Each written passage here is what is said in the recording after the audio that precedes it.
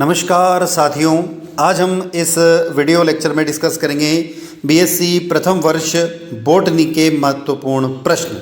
यदि आप बीएससी प्रथम वर्ष के विद्यार्थी हैं और आपने बॉटनी विषय को यानी वनस्पति विज्ञान विषय को आपका मेजर विषय के रूप में चुना है तो उसके दूसरा पेपर और उसी दूसरे पेपर को माइनर या ओपन इलेक्टिव भी कहते हैं, उसके यहाँ पर कुछ महत्वपूर्ण प्रश्नों को हम लोग डिस्कस करने जा रहे हैं जो कि नई शिक्षा नीति के अंतर्गत आपका सिलेबस डिजाइन किया गया है।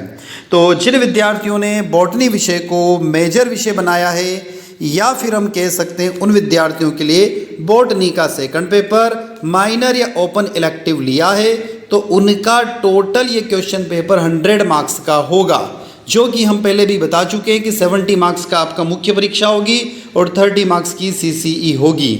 इस पेपर में टोटल हम 5 यूनिट को डिस्कस करेंगे जो कि आपके सिलेबस में डिजाइन की गई है और जिसके महत्वपूर्ण प्रश्नों को हम हिंदी और इंग्लिश मीडियम में यहाँ पर डिस्कस करेंगे।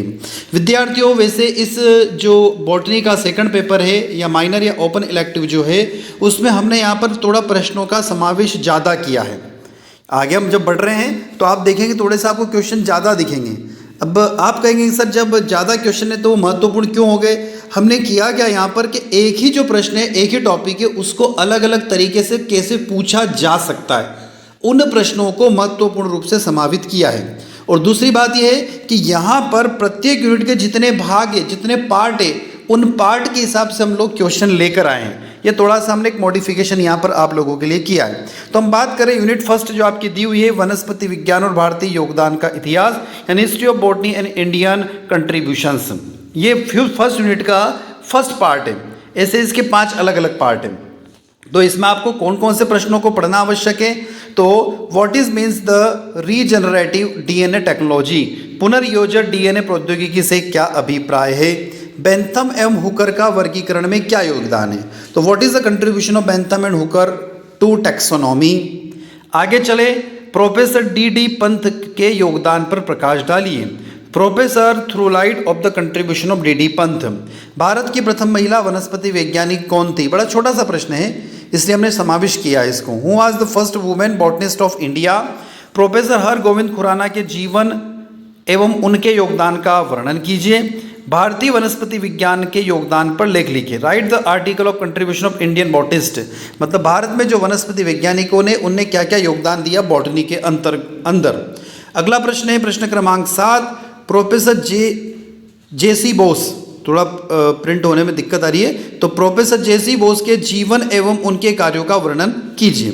प्रश्न क्रमांक 8 है प्रोफेसर एम एस स्वामीनाथन के कार्यों का वर्णन कीजिए। एम एस स्वामीनाथन बहुत बड़े व्यक्ति थे, उनके कार्यों का यहाँ पर वर्णन कीजिए। इसके अलावा कुछ और जो बॉटनिस्ट हुए या कुछ अच्छे साइंटिस्ट हुए जैसे केसी मेहता, अर्चना शर्मा, एस आर कश्यप, बिरबल सानी, ई के जानकी अम्मल और पंचनन महेश्वरी, इनका भी जो योगदान है उस पर आपको एक शॉर्ट नोट लिखना है। तो ये बड़े सरल है, आप एक बार पढ़ोगे तो एक बार में याद हो जाता है। ये फर्स्ट यूनिट का पहला पार्ट है। फर्स्ट यूनिट के दूसरे पार्ट की तरफ हम चलते हैं। 2.2 है निम्न पादपों और उच्च पादपों की आकारिकी, morphology characteristics of lower and higher plants, angiosperms. अब यहाँ पर बात हो रही है एंजियोस्पर्म की बात हो रही है। तो पहला प्रश्न आपको जो याद करना है वो बड़ा सरल सा प्रश्न है। मूसल जड़ एवं अपस्थनिक जड़ में 4 अंतर लिखिए। Write the difference between the root and the root, मतलब इसको आप थोड़ा सा इंग्लिश वर्जन देख लेना इसका। तने के कोई 2 भूमिगत रूपांतरण उदाहरण सहित दीजिए। Write any 2 understood transformation of stem with example. रूपांतरित अर्धवायवी तनों के प्रकार उदाहरण सहित दीजिए। Write the type of modified semitropics stems with example. भोजन संग्रह के लिए मूसला जड़ के रूपांतरणों को चित्र सहित समझाइए। देखो ये सब मूसला जड़ों के ऊपर ही प्रश्न चल रहे हैं लगभग ये सब।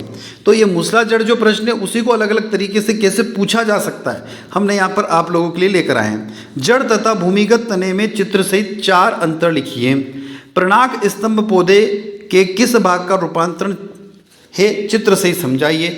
जड़ या तने की आकारिकी पर लेप लिखिए। Morphology of root and stem. मूसला जड़ किसे कहते हैं? भोजन संग्रह हेतु मूसला जड़ों के रूपांतरण को समझाइए और तने के 3 भूमिगत रूपांतरणों को चित्र से ही समझाइए। शासन अथवा वृद्धि रूप प्रतिरूप का विस्तार से समझाइए। तो ये बड़े 10 सरल सरल प्रश्न हैं। ये भी आई होप आप एक बार पढ़ोगे तो मूसलाजड़ वाले जो प्रश्न हैं वो आसानी से आपको याद हो जाएंगे। इस फर्स्ट यूनिट का जो थर्ड पार्ट है 1.3 types of leaves inflorescence flower and fruits, पत्तियां, पुष्प, कर्म और फल के प्रकार। इसमें थोड़े से कुछ क्वेश्चन आपको हट के मिल सकते हैं। यहाँ पर आवृत्ति बीज पौधे में पत्तियों की आकारिकी पर लेख लिखिए। तो एंजियोस्पर्म में मॉर्फोलॉजी ऑफ लीव्स के बारे में लिखना है। पुष्प क्रम से आप क्या समझते हो विस्तार से लिखिए। What do understood by inflorescence, right in details. पुष्प की आकारिकी पर संक्षिप्त टिप्पणी, right short note on the morphology of flower. सरल तथा संयुक्त पत्ती में चित्र के सही 4 अंतर दीजिए। तो 4 डिफरेंस आपको देना सिंपल एंड कंपाउंड लिप्स में। एक बार पढ़ोगे याद हो जाएगा ये प्रश्न में।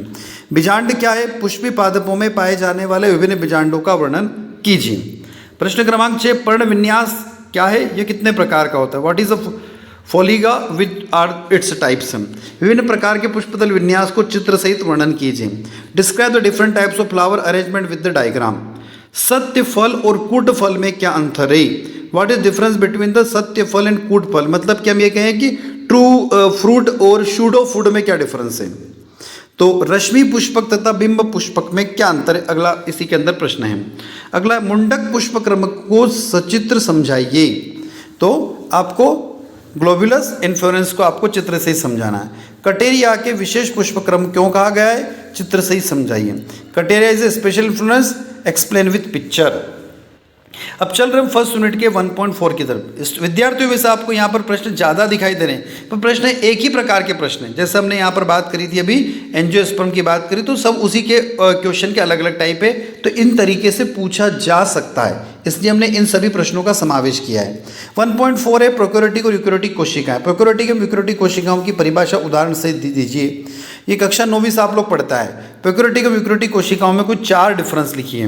प्रोकैरियोटिक और यूकैरियोटिक कोशिकाओं के मुख्य अंतर बताइए। देखो सब प्रश्न एक ही है। प्रोकैरियोटिक यूकैरियोटिक एक प्रश्न आएगा कोई सा भी, अब वो किस तरीके से पूछ सकता है, कैसे घुमा सकते हैं, उस तरीके से हमने यहाँ पर पूछा है। प्रोकैरियोटिक और यूकैरियोटिक कोशिकाओं में जटिलता के आधार पर 10 अंतर दीजिए। देखो मुख्य अंतर, 5 अंतर, 10 अंतर, बात एक ही है। प्रोकैरियोटिक और यूकैरियोटिक कोशिकाओं में नामांकित चित्र बनाइए। तो ये तो प्रोकैरियोटिक और यूकैरियोटिक हो गया 1.4। 1.5 में चलते हैं plant cell and the cell organelles. पादप कोशिकांग।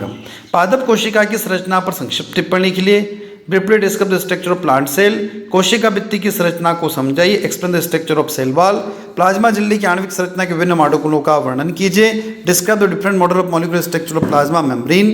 प्लाज्मा झिल्ली में प्रोटीन व लिपिड के संबंध। लिपिड के समुद्र में प्रोटीन के तैरते हुए हिम शेल जैसा होता है, इस कथन की विवेचना कीजिए।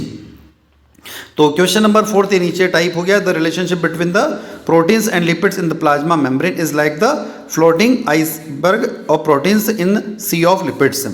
प्रश्न क्रमांक 5वां, जीव द्रव्य के रासायनिक संगठन को समझाइए। The describe the chemical composition of protoplasm. हरित लवक अथवा माइक्रोकॉन्ड्रिया की संरचना का वर्णन कीजिए। Describe the structure of function of the chloroplast in mitochondria. Golgi कोई की संरचना के कार्यों का वर्णन कीजिए। और प्रश्न क्रमांक 8, एक केंद्रक व कोशिका का मस्तिष्क क्यों कहते हैं? अच्छा प्रश्न है ये। केंद्रक एवं कोशिका की संरचना बताइए तथा इनके कार्यों का वर्णन कीजिए। अगला प्रश्न है, एक पादप कोशिका में केवल यानी इलेक्ट्रॉनिक सूक्ष्मदर्शी नामांकित चित्र बनाइए। Draw only the labelled diagram of plant cell. और कोशिका भित्ति का रासायनिक संगठन, describe the chemical composition of the cell wall. ये जो पूरे प्रश्न है ये किसके ऊपर डिपेंड है? ये जो दिए गए 1.5 प्लांट सेल और उसके सेल ऑर्गन्स के ऊपर जो दिए हुए हैं। अब फर्स्ट यूनिट का 1.6 पार्ट है, उसकी तरफ आगे हम लोग cell division.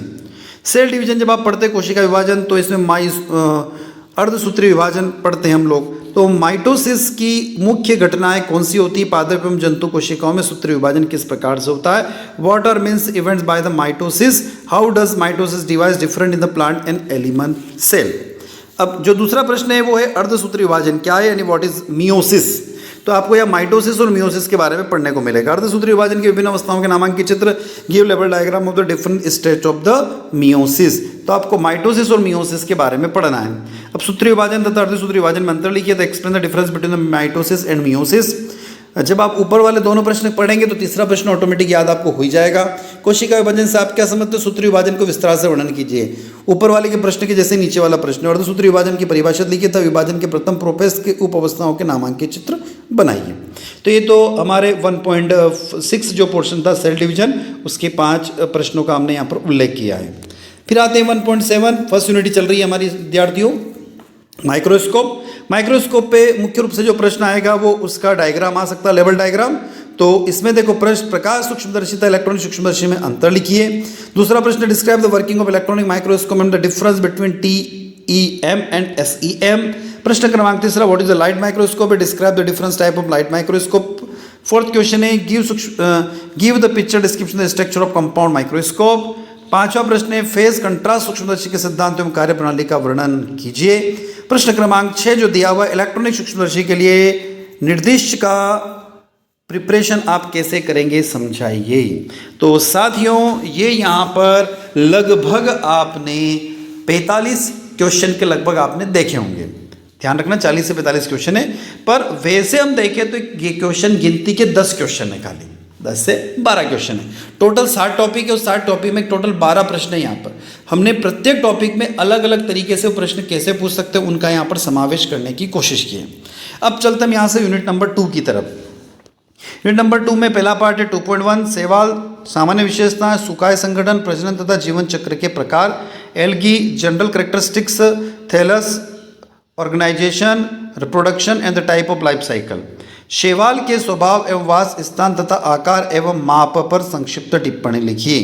Give a brief description of their nature and the habits of algae and their size and shape. शैवालों में पाए जाने वाले अलैंगिक प्रजनन की विधियों का उल्लेख कीजिए। Mention the method of asexual reproduction found in the algae. शैवालों में पाए जाने वाले लैंगिक प्रजनन के प्रकारों का उल्लेख कीजिए। तो शैवालों में लैंगिक और अलैंगिक दोनों प्रकार के प्रजनन का उल्लेख करना है। तो सेक्सुअल और एसेक्सुअल दोनों रिप्रोडक्शन को समझाना है आपको। यही 2 मुख्य प्रश्न है इसके अंदर। इन्हीं 2 प्रश्नों को यहाँ पर अलग अलग तरीके से हमने घुमाकर आगे बताया है। शैवालों में पाए जाने वाले प्रकार के थैलस संगठनों का वर्णन कीजिए। ठीक है, तो describe the different type of the thallus organisation found in the algae. Describe the life cycle found in the algae. शैवालों में पाए जाने वाले जीवन चक्र का वर्णन कीजिए। शैवालों में लैंगिक प्रजनन की कौन कौन सी विधियां हैं, ऊपर वाले प्रश्न के जैसा ही है। शैवालों में कितने प्रकार के जीवन चक्र पाए जाते हैं, प्रश्न क्रमांक 5 और 7 एक जैसा ही है। शैवालों में पाए जाने वाले जीवन चक्रों को चित्र से समझाइए, यह भी प्रश्न उसके जैसा ही है। एक्सप्लेन द नेक्स्ट है डिफरेंस बिटवीन द एंडगोल एंड द निष्कांड, यानी अंडकोश तथा निष्कांड में अंतर लिखिए। क्लोरोफाइसिस और रोडोफाइसिस में पाए जाने वाले वर्णकों के नाम लिखिए। तो ये पहले पार्ट में टोटल आपके 10 प्रश्न थे सेकंड यूनिट के।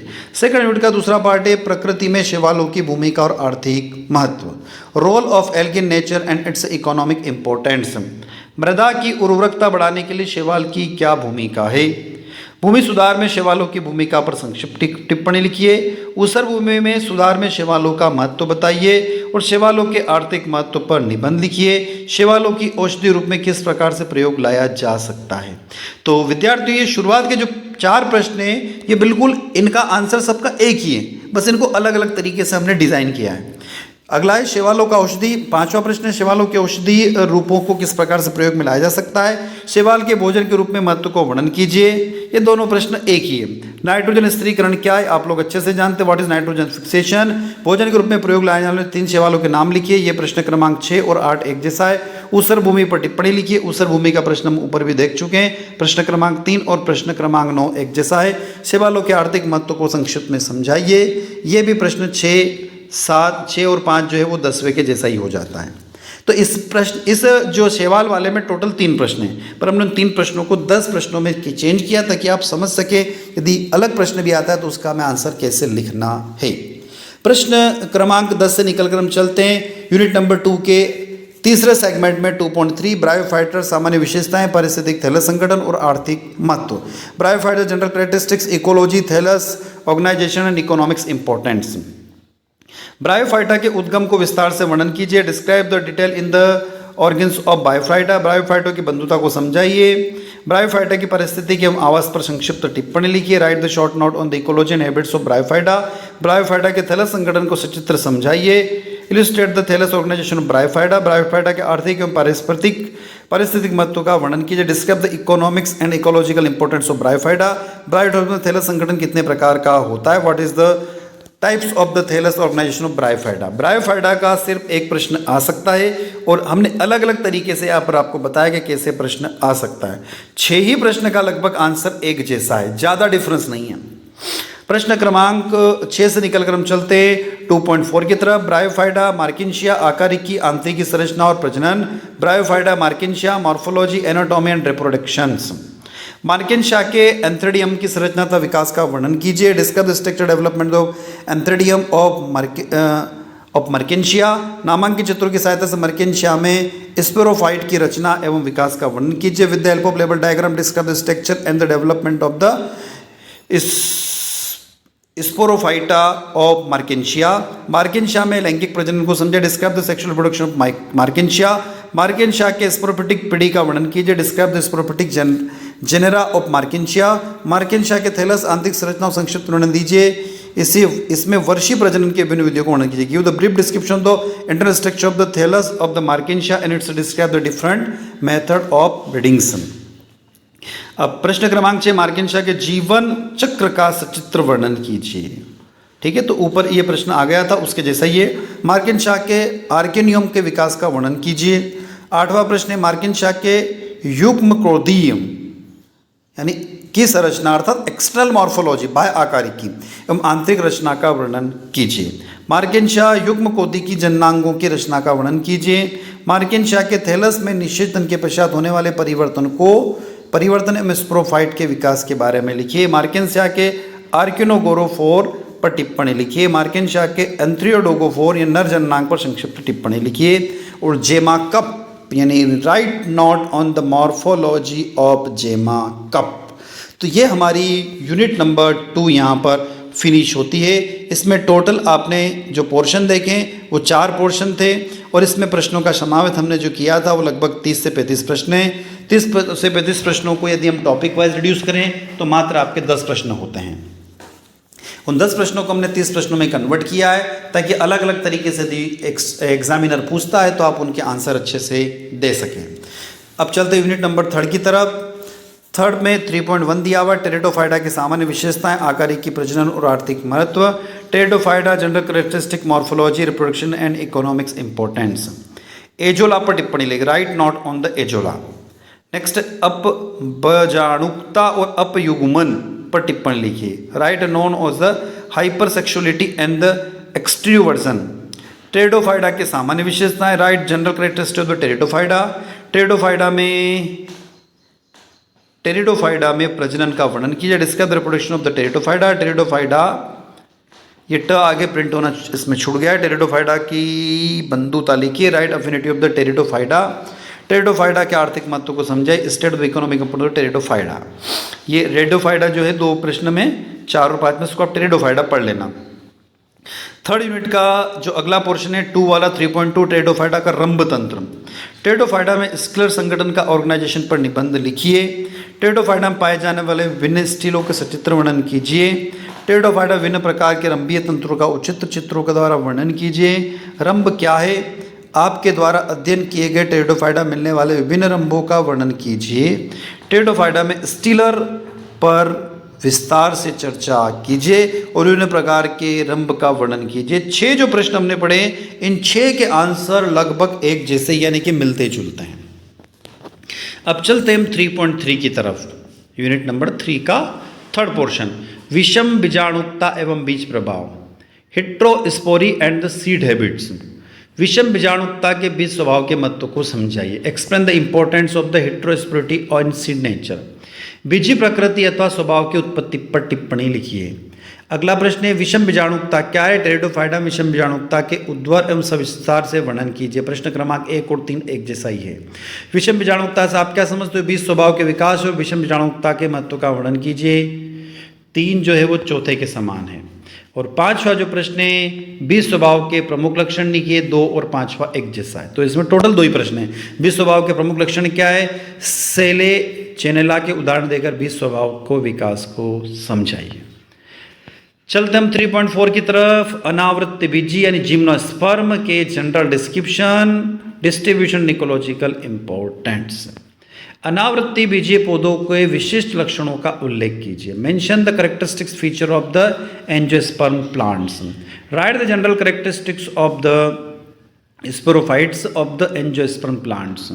जिम्नोस्पर्म, एंजियोस्पर्म एवं टेरिडोफाइटा के बीच में कड़ी इस कथन की विवेचना कीजिए, मतलब इनमें आपस में क्या कनेक्टिंग लिंक है उसके बारे में समझाना है। अब आपको चलना है एंजियोस्पर्म प्लांट्स के बारे में, इकोनॉमिक इंपॉर्टेंट, और give the distribution of the angiosperm plants in India.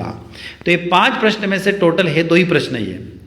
एक तो जिम्नोस्पर्म, एंजियोस्पर्म, टेरिडोफाइटा के बीच के कनेक्टिविटी बताना है, और आपको बताना है एंजियोस्पर्म प्लांट क्या होते हैं, इनका भारत में क्या महत्व है, इनका इकोनॉमिकल इंपॉर्टेंस क्या है, इनके करेक्टरिस्टिक्स फीचर क्या है, किसका एक प्रश्न होगा। तो टोटल 5 प्रश्न या 2 प्रश्न में कन्वर्ट हो गए। अब हम चलते 3.5 की तरफ। जीवाश्म और पेलियो बॉटनी में भारत का योगदान। Fossils of Indian contribution the paleo botany. जीवाश्म क्या है, जीवाश्मों के प्रकार एवं महत्व को समझाइए। What is fossils, describe the types of importance of fossil. जीवाश्म कैसे बनते हैं, कुछ उदाहरण चित्रों सहित इसका वर्णन कीजिए। How are fossil formed, describe the different types of fossil with the suitable example in picture. जीवाश्म कितने प्रकार के होते हैं, आंतरिक संरचना की दृष्टि से कौन से जीवाश्म उपयोगी है, कारण सहित लिखिए। तो how many types of fossils and their which are the fossil useful from the points of view the internal structure, write the reason. जीवाश्म के विभिन्न प्रकारों का वर्णन कीजिए। प्रश्न क्रमांक 3, 2 और 4 लगभग एक जैसे ही हैं। जीवाश्म क्या होते हैं, इनके निर्माण की विधि। आप 4 और 5 लगभग एक जैसे ही है। भारतीय जीवाश्म विज्ञान के पितामह किसे कहते हैं। पेलियोबॉटनी में भारतीय योगदान पर एक लेख लिखिए। तो 6 प्रश्न सिर्फ 2 प्रश्नों में यहाँ पर कन्वर्ट हो गए। अब चलते हैं 3.6 जियोलॉजिकल टाइम स्केल, भूविज्ञान समय सारणी। भूविज्ञान समय सारणी कितने महाकल्पों में बांटी गई है, उनके नाम लिखिए। इनटू हाउ मेनी महाकल्प has the geological time table been divided, write the names. Precambrian महाकल्प से प्राप्त सबसे पुरानी जीवाश्म पर संक्षिप्त टिप्पणी लिखिए। कुछ और नोट लिखना आपको। पेलियोजोलिकल महाकल्प, सीनियोजोलिकल महाकल्प, जुरासिक कल्प, भूवैज्ञानिक समय सारणी, मर्जोजाइक कल्प, कार्बन समीकरण और भूगर्भीय समय सारणी। प्रश्न क्रमांक 4 है विभिन्न महाकल्पों में पाए जाने वाले वातावरण और जीवाश्म का वर्णन कीजिए। तो ये हमारी थी यूनिट नंबर 3, जिसमें टोटल 6 अलग अलग पार्ट थे, और इसमें हमने जो प्रश्न देखे वो भी 30-35 प्रश्नों का समावेश किया है। वैसे इसके अंदर 8 या 9 ही महत्वपूर्ण प्रश्न हैं। अब हम चलते हैं यूनिट नंबर 4 की तरफ। 4 का 4.1 है कवक सामान्य विशेषताएं, कोशिका भित्ति की संरचना, पोषण का तरीका और प्रजनन के प्रकार। Fungi general characteristic, cell wall, composition, mode of the nutrition and the types of the reproduction. निम्नलिखित में अंतर लिखिए। मृतोपजीवी और परजीवी। दूसरा कार्डियोफोर और स्पिरिडियोफोर। तीसरा कवक और शैवाल। अगला प्रश्न है कवक कोशिका की परासंरचना को संक्षिप्त वर्णन कीजिए। कवक में लैंगिक जनन की विभिन्न विधियों का वर्णन कीजिए। Describe the different modes of the sexual reproduction in the fungi. Right the characteristics and example of word fungi. Explain the types of nutrition in fungi. कवकों में प्रजनन विधियों का वर्णन कीजिए और कवकों में पोषक के प्रकारों को समझाइए। आगे चलते हैं 4.2 कवक आर्थिक महत्व। खाने योग्य कवकों पर टिप्पणी लिखिए। प्रश्न क्रमांक 1। प्रश्न क्रमांक 5 वो इंग्लिश जो उसका वर्जन है ऊपर से नीचे आ गया है वो। प्रश्न क्रमांक 2 ध्यान रखना, पादपों में रोग उत्पन्न करने वाले कवकों पर टिप्पणी लिखिए। लाभदायक कवकों पर संक्षिप्त टिप्पणी लिखिए। कवकों के आर्थिक महत्व को समझाइए। ऐसे कवकों का उल्लेख कीजिए जिनमें प्रतिजैवी पदार्थ प्राप्त होते हैं। 4.3 परालैंगिकता यानी परासेक्सुअलिटी। इसका एक ही प्रश्न है, परालैंगिकता किसे कहते हैं, यह किन कवकों में पाई जाती है। 4.4 दिया हुआ है कवक मूल। निम्नलिखित पर टिप्पणी लिखिए। एक्टोमाइजोकोराज, VAM कवक, आर्क्योडाइट माइक्रोराइजा, मोनोट्राइपट माइक्रोराइजा, एक्टेंड्रोमो माइक्रोराइजा और माइक्रोराइजा। VAM कवक के महत्व को समझाइए। माइक्रोराइजा के महत्व पर टिप्पणी लिखिए। माइक्रोराइजा क्या है, कितने प्रकार का होता है, प्रति पर संक्षिप्त टिप्पणी लिखिए। तो इसका जो मुख्य प्रश्न है वो माइक्रोराइजा। 4.5 लाइकेंस और उनका महत्व। Lichens and their significance. Lichens पर टिप्पणी लिखिए। संरचना के आधार पर लाइकेंस कितने प्रकार के होते हैं, नामांकित चित्र लिखिए। लाइकेंस के एपिथोमियस की खड़ी काट यानी वर्टिकल कट और फ्रूटिकोज लाइकेन पर टिप्पणी लिखिए। लाइकेंस क्या है, इनकी संरचना और प्रजनन विधियों का वर्णन कीजिए। है तो 5 प्रश्न है पर एक ही प्रश्न है, लाइकेंस पर टिप्पणी लिखिए। कितने प्रकार का होता है, नामांकित चित्र से समझाइए और उसकी प्रजनन विधियों का वर्णन कीजिए। चलते हैं हम यहाँ से निकलकर यूनिट नंबर 5 की तरफ। लास्ट यूनिट है, इसमें 2 पोर्शन है 5.1 और 5.2। 5.1 में हम देखेंगे सूक्ष्म जीवों के प्रकार, archaebacteria, eubacteria, cyanobacteria, mycoplasma, actinomycetes और विषाणु। तो वेरियस टाइप ऑफ माइक्रोबियल्स उसके बारे में बात करेंगे। पहला प्रश्न है, निम्नलिखित पर टिप्पणी लिखिए। साइनोबैक्टीरिया में प्रजनन, साइनोबैक्टीरिया के सामान्य लक्षण, साइनोबैक्टीरिया प्रोकैरियोटिक कोशिका और यूकैरियोटिक कोशिका, हिस्टोसिन नील अधिशैवाल की कोश रचना, साइनोबैक्टीरिया के गुण। तो पहला प्रश्न तो आप लोग समझ गए होंगे, साइनोबैक्टीरिया का ही प्रश्न है पूरा। दूसरा है T4 जीवाणु भोजी पर संक्षिप्त लिख रही है, बैक्टीरियोफेज T4। अब अगला है टोबैको मोज़ेक वायरस पर टिप्पणी लिखिए। नेक्स्ट है explain the difference type of the micro organism, जीवाणु के आकार, आकृति एवं गतिशीलता के आधार पर वर्गीकरण कीजिए। जीवाणु के अलैंगिक जनन की विधियों का वर्णन कीजिए। एसेक्सुअल रिप्रोडक्शन ऑफ बैक्टीरिया, जीवाणु रूपांतरण की क्रिया का सचित्रण कीजिए। The process of the transformation of the bacteria. Describe the cell structure reproduction of the cyanobacteria. Mycoplasma क्या है, इनकी संरचना का वर्णन कीजिए। पादप विषाणु की संरचना, प्रकृति एवं संचरण का वर्णन कीजिए। चलते हैं हम लोग यहाँ से निकलकर पहले पार्ट में टोटल 10 प्रश्न है। 10 प्रश्न तो आपको दिखाई दे रहे हैं पर प्रश्नों की संख्या मात्र 3 है। क्यों? क्योंकि एक तो साइनोबैक्टीरिया का प्रश्न है और दूसरा है यहाँ पर विषाणुओं के बारे में बात हुई है, वायरस के बारे में बात हुई है। 2 प्रश्न ही मुख्य हैं यहाँ पर वैसे तो। अगला है 5.2 सूक्ष्म जीवों के लाभदायक और हानिकारक भूमिका। माइक्रो बायोलॉजी और सूक्ष्म जीवों के व्यावसायिक उपयोगिता को समझाइए। पेनिसिलिन की खोज कैसे हुई? साइनोबैक्टीरिया धान की खेती में कैसे लाभदायक माना जाता है और क्यों माना जाता है? अपशिष्ट जल में जैविक उपचार में फ्लाक्स का महत्व लिखिए। मेथेनोजोन जीवाणु होते हैं, ये बायोगैस उत्पादन में कैसे सहायता करते हैं? बायोगैस की रासायनिक प्रकृति क्या है? बायोगैस का उत्पादन करने वाले सूक्ष्म जीवों के नाम लिखिए। जैव पीड़नाशी के क्या लाभ होते हैं? 5 बिंदु समझाइए। माइक्रोराइजल कवक किस प्रकार उन पौधों में सहायता करते हैं जिन पर वे आश्रित होते हैं? जीवाणु द्वारा पौधे एवं जंतु में होने वाले रोगों का नाम लिखिए। सूक्ष्म जीवों के व्यावसायिक उपयोग लिखिए। किस प्रकार वे खाद्य यानी फूड में लैक्टिक एसिड बैक्टीरिया होते हैं, उनके लाभदायक अनुप्रयोग की विवेचना कीजिए। What is understood by the sewage, वहित मल से आप क्या समझते हो? वहित मल हमारे लिए किस प्रकार हानिप्रद है? म्यूनिसिपल प्लांट में वहित मल उपचार के लिए उपयुक्त होने वाली क्रियाओं का वर्णन कीजिए। और सूक्ष्म जीवों में प्रयोग ऊर्जा के स्रोत के रूप में किया जा सकता है, यदि हाँ तो किस प्रकार से हो सकता है, इसके बारे में बताइए। बायोगैस संयंत्र की संरचना का वर्णन कीजिए। बायोगैस में प्राप्त करने के विभिन्न चरणों को समझाइए। जैव उर्वरक किस प्रकार मृदा के लिए उर्वरकता बढ़ाते हैं? और आखिरी प्रश्न है सूक्ष्म जीवों द्वारा होने वाले पादप रोगों के नाम लिखिए। वैसे इसमें हम देखें तो मुख्य जो पूरे टॉपिक किसके इर्द गिर्द घूमते, तो एक तो सूक्ष्म जीवों के ऊपर चलता है पूरे ये टॉपिक, दूसरा बायोगैस के ऊपर से, और दूसरा है म्यूनिसिपल सीवेज के ऊपर है, और खाद्य जो पदार्थ रहते हैं उसमें माइक्रो ऑर्गेनिज्म यानी जो सूक्ष्म जीव होते हैं किस तरीके से लाभ प्रदान करते हैं। तो इस तरीके से ये 5th यूनिट के 5.2 में हमने 17 प्रश्नों का समावेश किया, पर प्रश्न मुख्य रूप से 4 ही टॉपिक है इसमें। ठीक है, तो 4 टॉपिक कौन से? एक तो यहाँ पर माइक्रो ऑर्गेनिज्म का टॉपिक है, दूसरा बायोगैस का है, तीसरा यहाँ पर हम लोगों ने देखा है अभी माइक्रो ऑर्गेनिज्म जो उनका एक इकोनॉमिकल जो महत्व है, और म्यूनिसिपल प्लांट और वहित मल के ऊपर जो प्रश्न है वो इसके अंदर महत्वपूर्ण प्रश्न आते हैं। तो साथियों ये टोटल 5 यूनिट के महत्वपूर्ण प्रश्न आप लोगों के लिए मैं तैयार करके लेकर आया हूँ। आई होप ये वीडियो आप लोगों को अच्छा लगा होगा। अच्छा लगता है तो थंब लगाकर लाइक कर दीजिए ताकि हमें एक इम्प्रेशन हमें एक आप लोगों से प्रेरणा मिलती रहे, आप लोगों के लिए नए नए वीडियो लेकर आते रहे। वीडियो में अच्छा लगता है तो कमेंट बॉक्स में कमेंट करके हमें बताएं, और साथ में चैनल को सब्सक्राइब करना ना भूलें। साथियों इसी के साथ हम विदा लेते हैं, फिर नए वीडियो के साथ में आप लोगों के बीच में जल्दी उपस्थित होंगे। धन्यवाद।